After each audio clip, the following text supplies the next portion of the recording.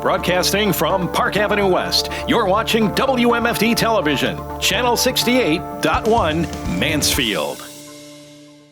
I took it upon myself and I started to self-harm. And I did it in hiding. I didn't tell anyone.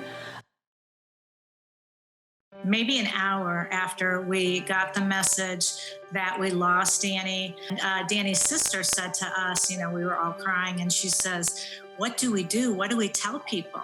And I'm like, "Baby, we got to tell them the truth. This is nothing that can be hidden, because otherwise the suicide will win."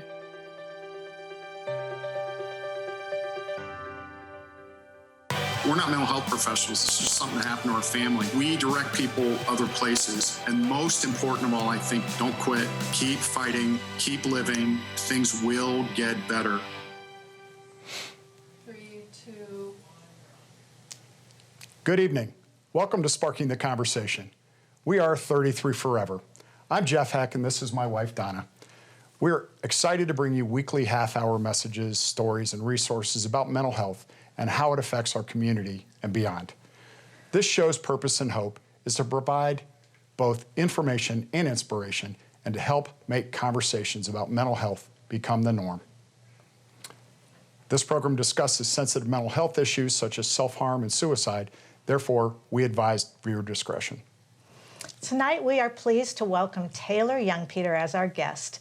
Taylor was the first person who reached out to us about sharing her story here on Sparking the Conversation. Taylor was born and raised in Columbus, Ohio. She's been married to her husband, Adam, for 2.5 years. She is a very busy lady. She is raising a 14-month-old little boy named Brady. She works full-time as an administrator, and her husband are both wedding photographers.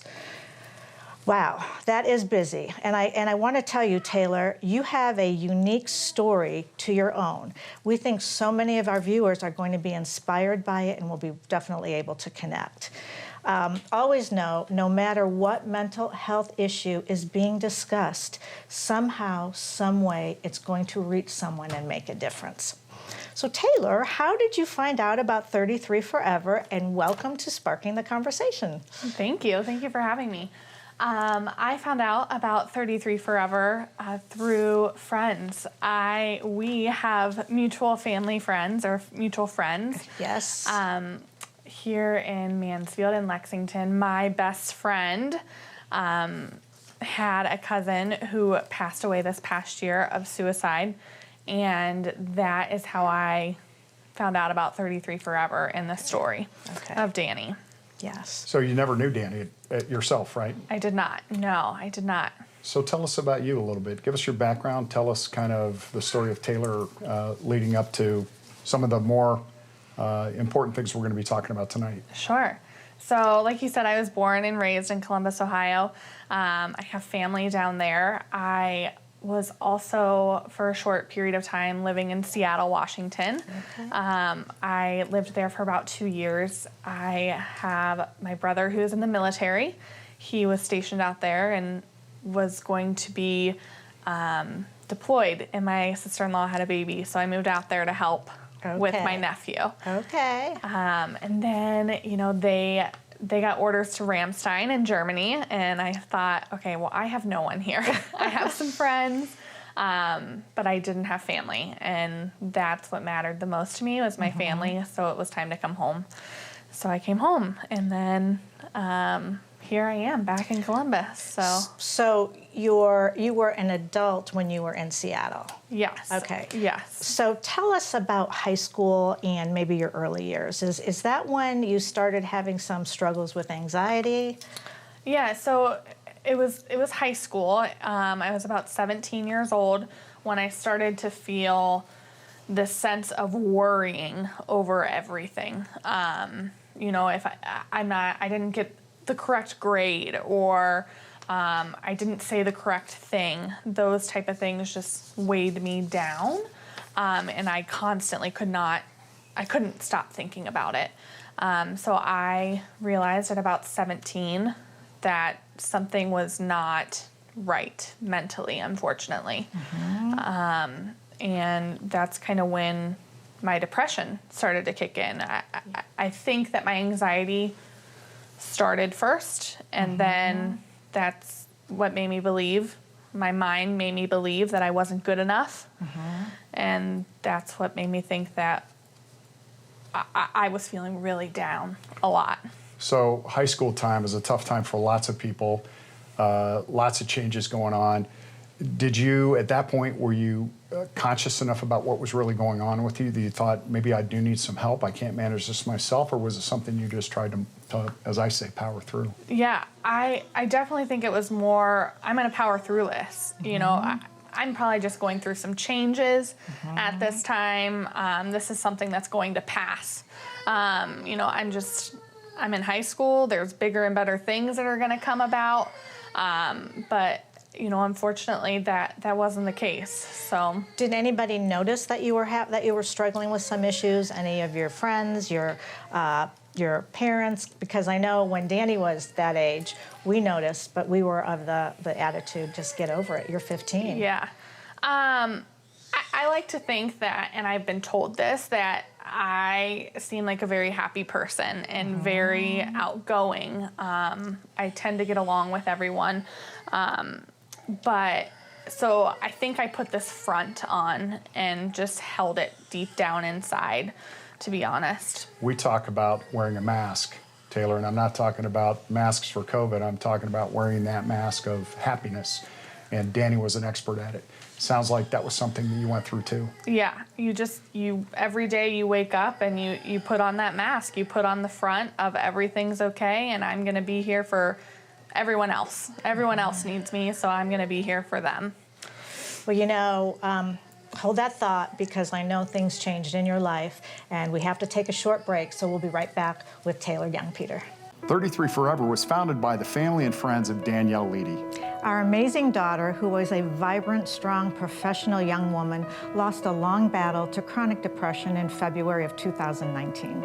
33 Forever was created to both honor Danny's life, as well as her longtime passion to raise awareness and empower those struggling with depression, anxiety, self-worth, and suicidal thoughts.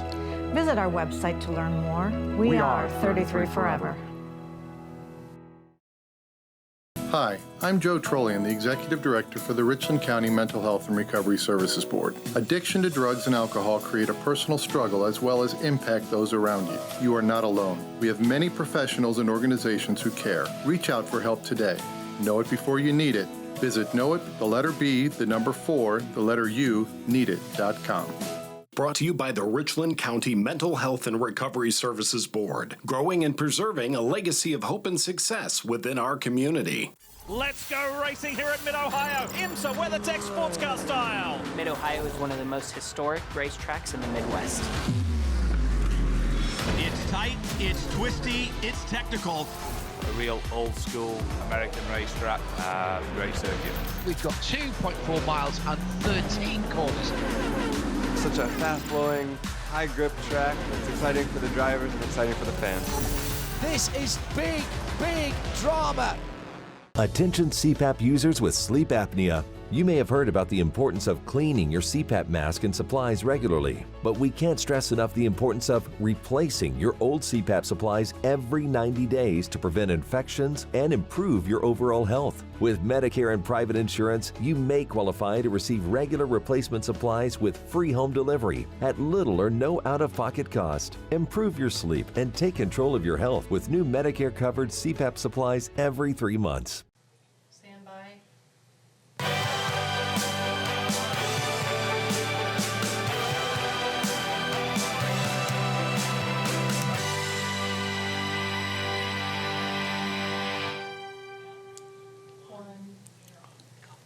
And welcome back to Sparking the Conversation here on WMFD. We're here with Taylor Youngpeter tonight, and we're talking to Taylor about some of her experiences, her own personal experiences, and her story. And Taylor, before the break, you were talking about in high school how you started to know that your lows were too low and some things weren't right. You didn't get help right away, but then some things started to happen that made you realize you needed some help, you've told us. Tell our viewers a little bit about that, would you? Yeah, so, you know, I felt this pain deep down inside, and it was a pain that I no longer wanted to feel. And I think a lot of people feel that way. So I took it upon myself and I started to self-harm. And I did it in hiding. I didn't tell anyone. This was a thing where I did it in a place that was easy to cover, that no one would have any idea why or where it was happening. Yep. How long did that go on?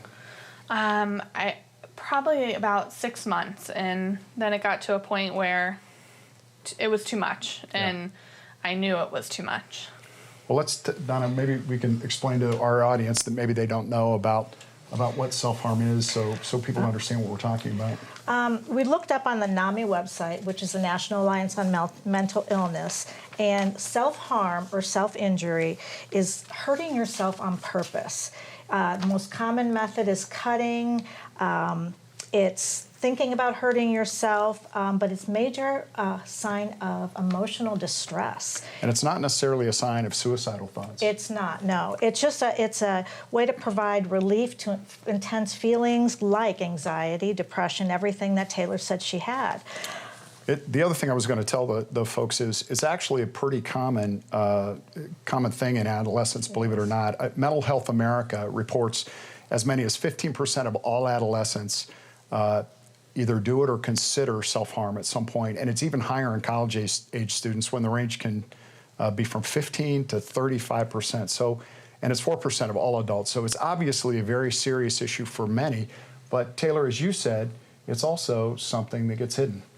Yes. I felt ashamed that I was also doing it. Yep. But something in my mind was telling me to keep doing it. Mm-hmm. And, you know, I started to think about my support system and my family. And I thought, how would this affect them if I told them this? Mm-hmm. So that's when I decided, okay, it's time to show them. Yep. And I'm sure that was hard to do and so brave. We've had people reach out to us at 33 if their child is self-harming, and it's always a worry. And I wonder if your mom thought immediately, do I put her in the hospital? Is she going to take her life? And I do want the viewers to know, I talked to a professional that we reach out to a lot, and she's a psychiatrist, and she said if someone is cutting, again, they definitely need to be evaluated by a health professional because there are underlying emotions that they're coping with in a destructive way. You should immediately go to some sort of a doctor or therapist, but normally it is not a sign of imminent suicide. So just immediately get help because it's a red flag. Is that what happened in your situation? Yes. So in that situation, my mom immediately, I can remember it to this day, and it's not a great memory, but it is a memory that's a part of my story. And I told my mom, who then called my dad, who was corporate America, works downtown in Columbus, and came immediately home and just, it's time for help. It's time to, see a doctor, go to a therapist. Yep. And then, that was when I was 17, and then 5 years later, it started again, unfortunately. So then I knew, okay, there's something else missing here. Mm-hmm. And that's when I told my parents, it's time to take me to a hospital. Okay. And see a psychiatrist and get the help that I needed. And so I did. And my parents took me there. And that's when I was put on medication and was prescribed antidepressants and anti-anxiety medication, which to this day I still take. And has you with really, many other people. Yes. So it honestly, it was the right time for when it happened, and I'm glad that it did happen. Well, and the critical part of that story for me is that you had a support system that you knew something wasn't right, and you didn't hesitate to do it when, in both those two instances, when you knew it was serious, you reached out to the people that you knew you could trust. And it doesn't have to be your parent, for folks listening, it doesn't have to be your parent, but somebody in your life who will help you really look at it objectively and help you get the help you need. So very good. I mean, that's a great message for anybody and everybody watching tonight. Well, and you talked about shame. I think that's a common thought with whether it's self-harm or suicidal thought. Danny began self-harming at 15, and the same thing, we had no idea.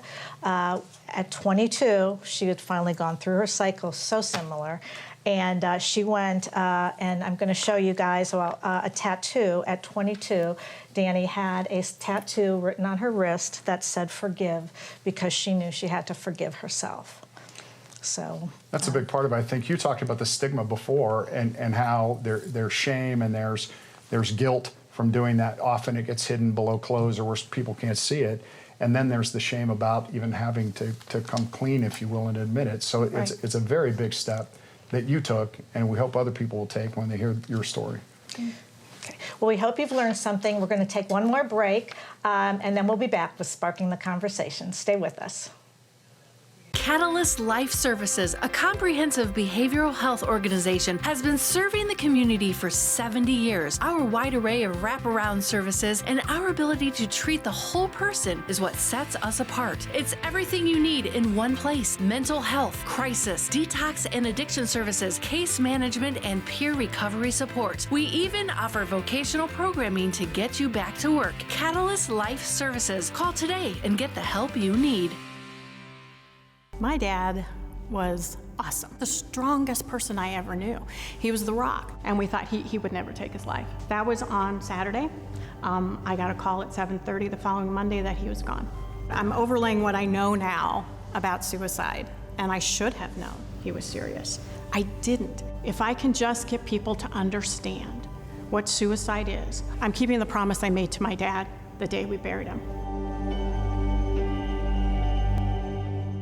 Introducing the Cool Turtle, the ultra-comfortable mask enhancer that creates a protective, cool, and breathable space between your mask and your face. Simply slide under any mask or gaiter and immediately feel the refreshing pocket of air surrounding your face. Cool Turtle's ergonomically designed, soft, comfortable shell immediately reduces mask friction, allowing you to breathe and talk in a comfortable environment. I can actually breathe. With the Cool Turtle, no more sweating. It's like I don't even have a mask on. Call now and get not one, not two, but 3 Cool Turtles for just $10. Order now and we'll send you 2 more Cool Turtles free. No fees, absolutely free. Plus, you can get a 10-pack of 4-ply face masks. Just pay a separate fee. This offer is not available on Amazon. Get the real Cool Turtle now.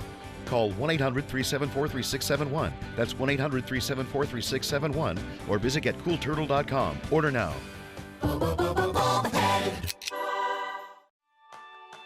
When I was a kid, I wanted to be just like Cal Ripken. It's definitely humbling to know that now people are calling me a hero. We were doing a push into Taliban territory. Instead of finding the IED with my metal detector, the IED found me first, and that resulted in double above-knee amputations. There are people now that are looking up to you for their inspiration and to be their role model. Nice to meet you. Good. How are you doing? Meeting Cal for the first time was surreal. I mean, it's hard to describe the feeling of meeting somebody that you've always wanted to be like. You're realizing that there are people now that are looking up to you for their inspiration and to be their role model. And so it certainly is sobering. It comes with a weight of responsibility. It's so important that we continue to help veterans into the foreseeable future. For more information, visit saluteheroes.org.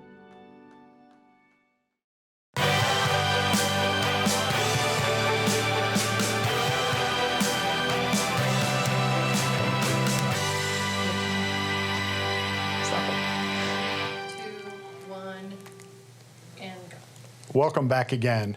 We're here with Sparking the Conversation here on WMFD, and we're here tonight with Taylor Youngpeter, who's our very, very special guest. She's telling us a lot of her story and some of the things she's experienced and gone through, and she's an amazing young woman. So, Taylor, you were telling us when we finished about your asking for help when you needed it a couple of times in your life to get the help you needed. Now we're a number of years later, and 2020 happens, and you're pregnant.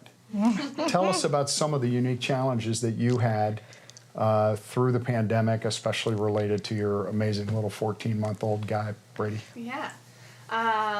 So the pandemic hits. I have Brady about 2 weeks before everything really got shut down. Okay.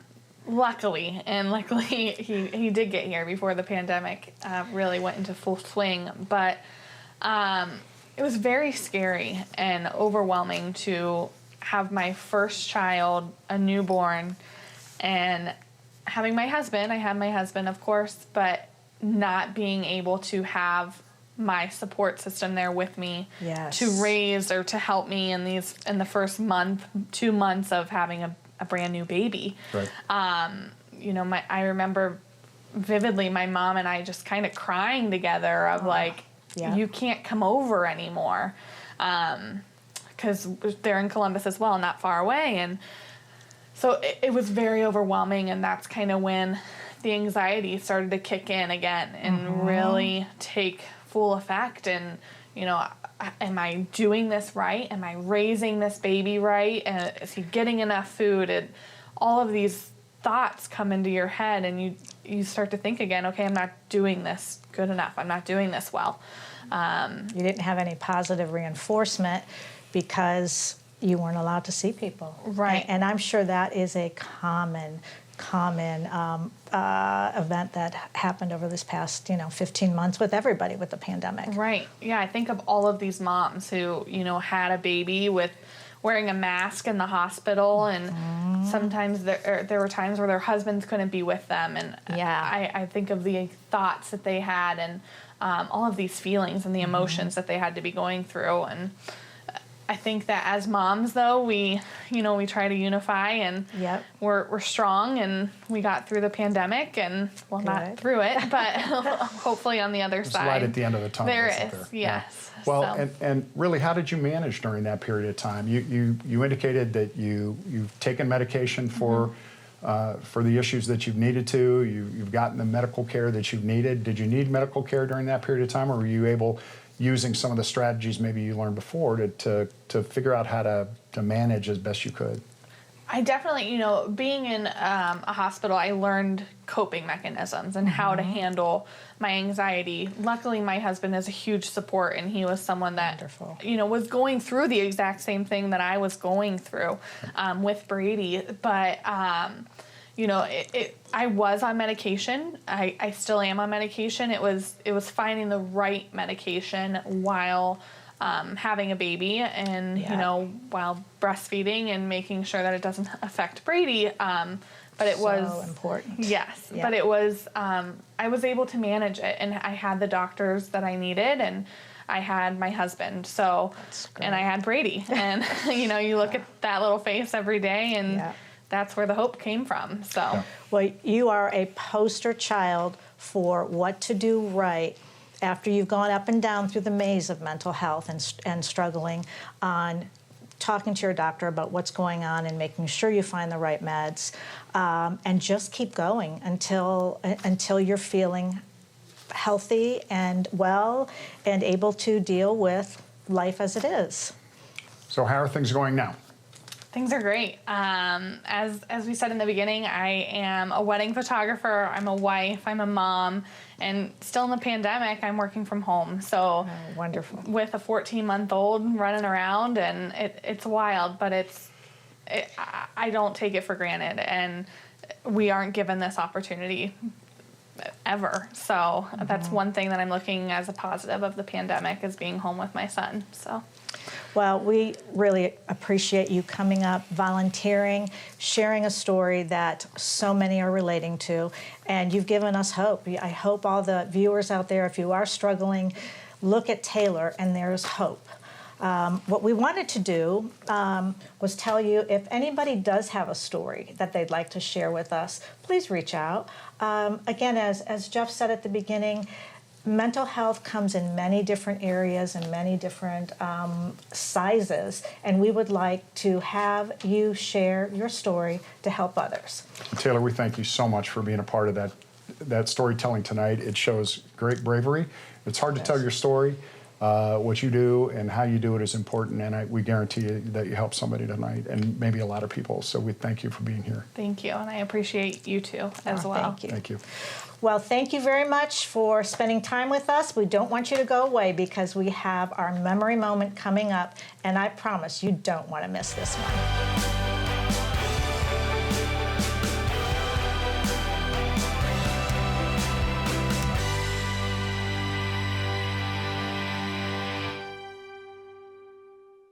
Let's go racing here at Mid-Ohio. IMSA WeatherTech Sports Car Style. Mid-Ohio is one of the most historic racetracks in the Midwest.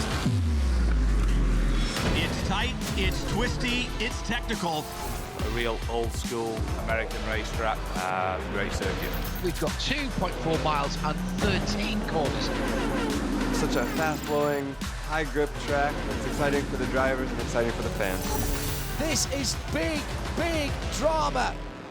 33 Forever was founded by the family and friends of Danielle Leedy. Our amazing daughter, who was a vibrant, strong, professional young woman, lost a long battle to chronic depression in February of 2019. 33 Forever was created to both honor Danny's life, as well as her longtime passion to raise awareness and empower those struggling with depression, anxiety, self-worth, and suicidal thoughts. Visit our website to learn more. We are 33 Forever. Attention homeowners. Are you behind on your mortgage payments? Is the bank threatening to take your home? Is your home worth less than you owe? If you answered yes to any of these questions, then you need to call this number right now. It won't cost you anything to find out if we can help you. We are the Mortgage Defense Line, and we can help you save your home. Don't wait. Call right now. Call 1-800-970-8640. That's 1-800-970-8640.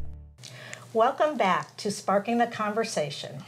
So we are going to have our memory moment right now, Jeff. Yes. Yes, and I have a question that I believe every viewer that has been watching for 3 episodes wants to know. What is with your socks? So those socks, Danielle was always accessorized me. She accessorized herself, she accessorized me. So somewhere along the line, she started buying me kind of crazy socks, and it kind of took off. So I wear socks that are fun. And these socks, Danny also loved horses, so I thought these socks would be perfect to show you guys tonight because these socks are from Keeneland, the race course in Kentucky, and they're horses and race horses. And so that's what's up with those socks. Well, you know, with the socks, the shirt, the jacket, I have to try to match. So we need to go sock shopping together, please. Well, I have a whole drawer full of them that are pretty fun. So you guys have to watch for the socks every week, Yes. and then you'll see how we're doing. So Yeah. anyway, we really appreciate tonight you guys tuning in and watching, sparking the conversation here on WMFD. We will have great guests every single week, so make sure you tune in. We will have resources. We'll have individuals who have stories like tonight, and then we're also going to have mental health professionals. So please be sure to watch every week as we continue to spark the conversation. Thanks. Thanks for watching. Good night.